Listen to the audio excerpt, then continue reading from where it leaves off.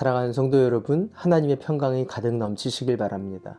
오늘 우리가 함께 대할 말씀은 민수기 13장 1절로 2절에 있는 말씀입니다.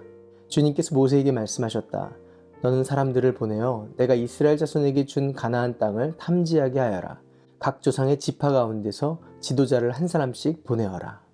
하나님이 약속하신 가나안 땅은 빈 땅은 아니었습니다. 이미 다른 족속, 7족속이 자리를 잡고 있었던 땅입니다. 이스라엘 백성이 하나님의 약속과 인도하심으로 가나안 땅을 허락받은 것은 분명합니다. 그러나 그 땅은 그냥 가서 살게 된 땅이 아니라 그들을 몰아내고 하나님 나라를 세워야 하는 땅입니다. 이것을 가나안 땅이 가지고 있는 이중적 구조라고 말합니다. 분명 하나님이 약속하셨고 계획하신 땅이 맞습니다. 그리고 그들을 인도해 내셨습니다. 그러나 하나님의 약속과 인도하심 가운데 그 백성이 주님과 함께 동참하도록, 참여하도록 또 은혜를 경험할 수 있는 땅으로 허락해 주신 땅이라는 것입니다.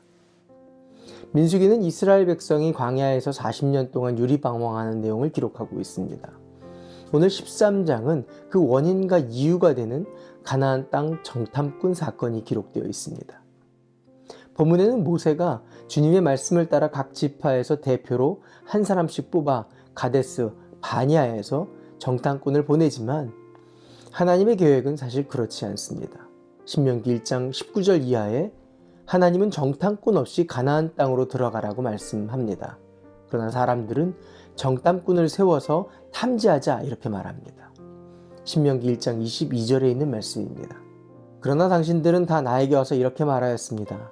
땅을 탐지할 사람들을 먼저 보내서 우리가 올라갈 길과 우리가 쳐들어갈 성읍들이 어떠한지 그 땅을 정찰하여 우리에게 보고하게 하자. 모세는 이들의 말이 듣기에 좋았습니다. 왜냐하면 가서 보고 탐지하면 역시 하나님이 우리에게 예비하셨고 약속하셨고 이끌어 오셨다라는 그 기쁨이 더할 것으로 여겼던 것입니다. 그런데 이들이 40일 동안 탐지하고 돌아와 보고한 것은 달랐습니다. 우리는 도저히 그 백성에게로 쳐 올라가지 못합니다. 그 백성은 우리보다 더 강합니다.